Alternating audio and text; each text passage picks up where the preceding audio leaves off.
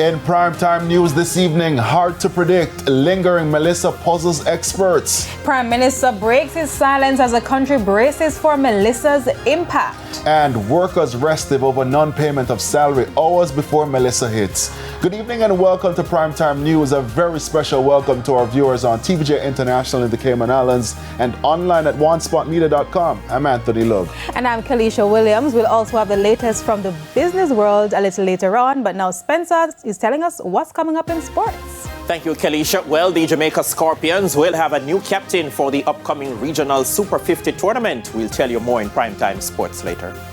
Thank you so much, Spencer. There's also sports coverage for E-Prime and weather in this newscast. But before the break, the feedback question. And this evening we're asking, how are you feeling ahead of the arrival of Tropical Storm Melissa? And I'm looking on screen there, Kalisha. It seems we changed the question a little bit. How do you ensure you stay safe during a storm or hurricane? And you can share comments online, facebook.com/televisionjamaica and post on X at TVJ News Center. Please stay with us. Primetime News returns right after this break.